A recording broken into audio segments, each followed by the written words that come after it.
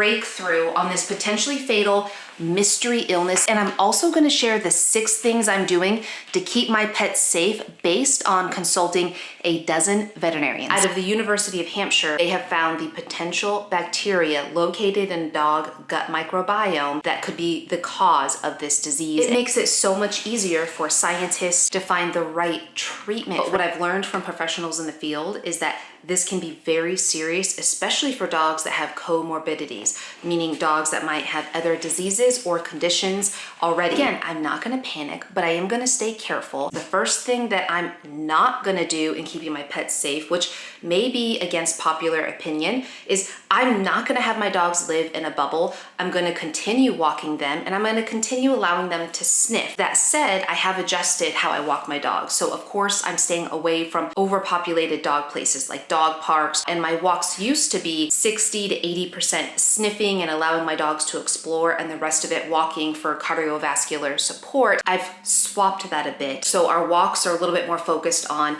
getting their heart rate up. Remember, we want to keep their immunity strong, vibrant, and healthy. So if they are exposed, their likelihood of getting really severe symptoms are much lower. And one of the ways that we can support or boost their immunity is exercise, fresh air, and keeping their stress low. That's a good segue to the next thing I'm prioritizing, which is their lung health. Because remember, lungs are the first barrier to pathogenic invasion. So the first thing I'm doing, especially this time of year, is removing any respiratory or lung irritants from the house. So think Glade wall plugins, Febreze sprays, candles, really anything that has these strong artificial scents can be highly irritating to our dogs, especially the respiratory system, because they're packed with VOCs or volatile organic compounds, which are known irritants to the respiratory system and they're toxic to our dogs. And remember, most pets spend far more time inside the home than you and I. Even the EPA says that indoor air quality inside the home can be up to 100 times worse than outside air, because everything is concentrated in these 4 walls, especially during colder months or even hotter months when we're running the heat or the air conditioning. I also like to make sure I open my windows at least once every day whenever possible to let fresh air in. I'm also using air filters in my home. Again, all the products I use, I'll put on my shop page at RachelFusaro.com. And some of my favorite respiratory and immune supporting supplements are gonna be medicinal mushrooms. So I'm using a mushroom tincture.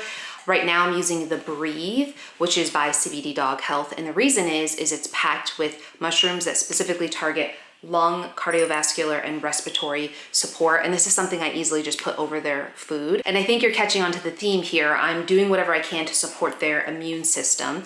And one of the ways I'm also doing that is giving daily probiotics. So if you followed me, you know that I'm not a big proponent of giving my dogs probiotics every single day. I use it as my dogs need it. And the reason I'm giving it right now is because, as we know, most of the immune system resides in the gut. So I want to also during this time promote a healthy gut. And I'm doing that through daily probiotics as well as feeding as fresh of a diet as I can. And what I mean by that is my dogs eat a raw or gently cooked diet. This is gonna be the most species appropriate way to feed a dog, meaning foods or ingredients that dogs were designed to digest and foods that are most natural to their ancestral way of eating. That said, I understand that not all families can afford or even have the time to feed a raw or gently cooked diet. So the good news is there's some really easy ways to add toppers onto the highest quality kibble that you can afford right now, because feeding our dogs, just like humans, the healthiest, most nutrient dense, most bio-appropriate diet we can for our dogs is just going to ultimately set them up for healthy success. So some of my favorite food toppers for a kibble or really any diet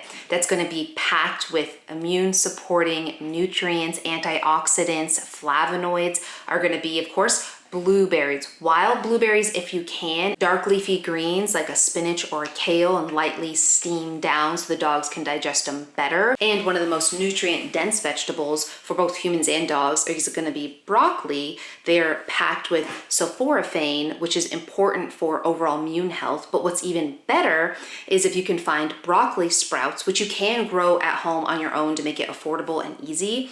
And the reason I like broccoli sprouts is you get so many more nutritional nutritional benefits like the sulforaphane in a much smaller quantity. So like this much of broccoli sprouts is gonna have the same, if not more nutrients than like this much of broccoli. So you get more bang for the buck.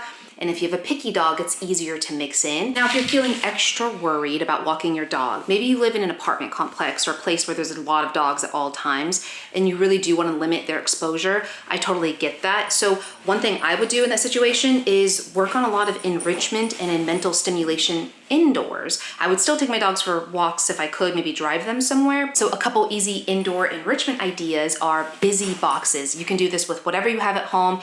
I'm gonna use my Bark boxes because they just came in. Big shout out to Bark Box and Super Chewer for sponsoring. We have winter theme, and what I'm gonna do, so this is the Bark Box. These are the more plush toys. It's a new theme every month. And what I love about them is they pretty much always come with an enrichment toy. I get both Bark Box and Super Chewer, the more durable Super Chewer tough toys. So for example, this Dingle Bell, which is adorable. Okay, we're very excited about it. Has another toy on the inside. There's a ball on the inside. So if they're able to even shred the outer layer off, they get that toy on the inside. And what I like to do is you can take their kibble or you can take their favorite treat. For Bark Box and Super Chewer, I actually opt for treat-free boxes because my dogs have certain sensitivities and it just makes it easier, which you can do as well. But you can take their kibble or their treats, sprinkle them at the bottom of the box, and Wally's kind of demonstrating here, and then put the toys on top of them. And then they have to dig, forage, sniff to get them out. I love doing this with Bark Box toys because they're new every month. So they get a new novel experience. Now to increase the difficulty, if your dog is really fast at this, you can have it gently closed. And so they have to put their head inside. And the reason this is really enriching and confidence building is it's really scary for some dogs or uncomfortable at first to put their head inside of something like a tunnel or in a box. And I wouldn't put it on their head, but this is a great activity if they want to stick their head in to build their confidence. It makes it an extra difficult puzzle. Tug of War is another really good physically and mentally tiring game. And I love that this one has a little tug of war handle so you can play tug with your dog. Here, get it, Wally, get the other one.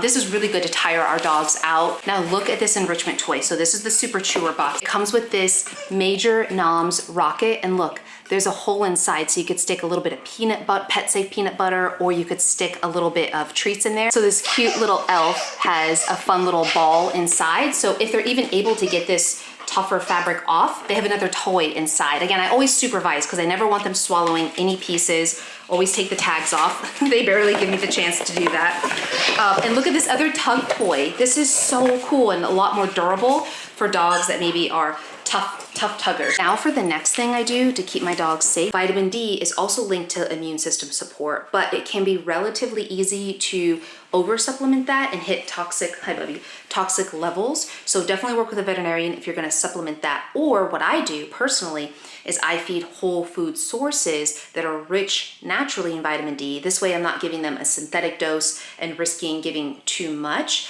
And the two of my favorites are gonna be egg yolk. You could give it raw or you could scramble it a little bit. Or I love to give no salt added canned sardines. And bonus, they're also rich in omega-3. Remember, omega-3s are essential fatty acids, meaning dogs cannot make it on their own. They have to get it from their diet. I've also been giving my dogs about a half a teaspoon of Manuka honey in their food. Now I make sure, I'll put my shop page, my favorite one, linked below, but I make sure that the MGO, which is kind of its potency, is at least over 500, which does make it fairly more expensive, I'll be honest with that.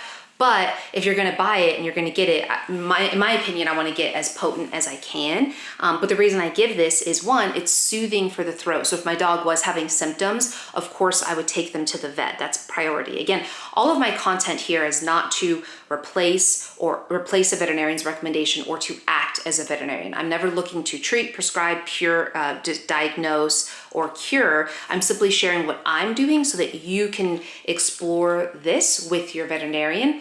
But if my dog was having symptoms and I took them to the vet, I would be giving them Manuka honey mixed in a warmed pet safe bone broth to soothe the throat, but also Manuka honey can activate healing. So I like to give this to support their immune system. And of course, the obvious, I think we've all heard this, but I'm avoiding, like I said before, dog populated areas. And that includes grooming, where they groom a bunch of dogs in one area, boarding, dog parks. a lot of dog-friendly spots. So we used to live in Austin, Texas, where they had a ton of dog-friendly restaurants and patios and stores. I'm avoiding all those places with my dogs right now. And what they're finding, though they're still developing, is that dogs are at most risk when they're nose to nose with another dog. Sniffing another area where a dog has been lowers the risk, but there's still risk in that. So for those reasons, I'm avoiding the Home Depots or the Home Goods, which are generally dog friendly. Communal or public dog bowls, like water bowls, I'm not allowing my dogs, I don't allow my dogs to drink out of those anyways, but especially right now. And on more of the proactive side, I'm making sure that my dogs are still going to their vets for their regular checkups. I take my dogs every 6 months, so they go twice a year.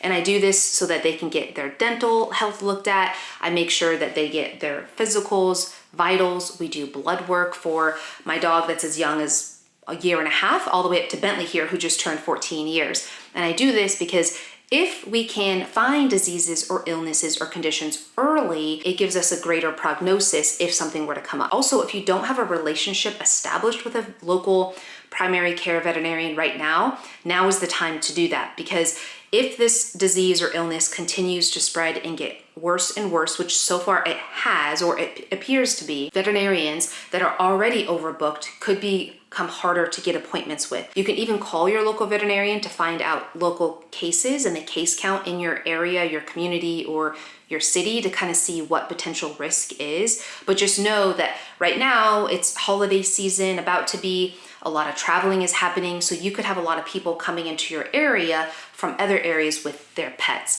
And I know a question is going to be, well, what do I do if my dog needs to have boarding or my dog has to go to the groomer? Obviously, the safest route is going to be to find somebody, a family member, maybe a dog sitter that you really, really trust to watch your dog in your home, do grooming at home, or find a groomer that might be able to do grooming at your home. But at least if you have to do these things, is again, making sure the immune system is strong as can be, that your dog is healthy as can be, and asking the grooming facility, the boarding facility, what their precautions are. What do they do if they have a dog that they're boarding or grooming that has symptoms? How are they cleaning in between each client? What are they doing to keep dogs safe? You know, obviously if your dog's at a boarding facility for a week and there's a dog next to them that has this illness and is symptomatic, we would want to know that they're gonna be able to safely isolate the other dog with symptoms so that your dog is getting less exposure. And then the second really common question I get is my veterinarian is recommending that I get my dog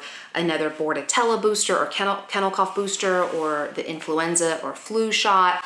And I'm not gonna tell you what you should or shouldn't do. I've consulted several veterinarians, none of them recommended to get extra and additional vaccines and boosters just to help keep them safe from this mystery illness. The only argument for that potentially is if there's a dog that is high risk or a low immunity to get other comorbidities like kennel cough or other diseases. I will link below interviews with veterinarians so you can hear their logic behind it. But the reality is those vaccines aren't necessarily going to keep our dogs from getting the mystery illness and could actually do the opposite of what I would want, which is suppress their immune system. But leave your questions down below. Again, I'm not a veterinarian. I'm just sharing what is working for me so far and what I plan to do to keep my pets safe as possible. As you know, I am the definition of a crazy dog mom. So the thought of my dogs getting sick from anything is devastating. And it's been really difficult to balance keeping them mentally safe and keeping their days enriched, as well as keeping them safe from this disease without keeping them in a bubble. And my big ask for you is to share this video, to like and subscribe, to get this video out in front of more people so that we can help pets stay safe. Now I want to show you what Dr. Andrew Jones of Veterinary Secrets has said in the latest of this illness. Click the video right here for that. And if you want to learn more about raw or gently cooked foods, click the video right here. And I hope you have a beautiful day. Goodbye.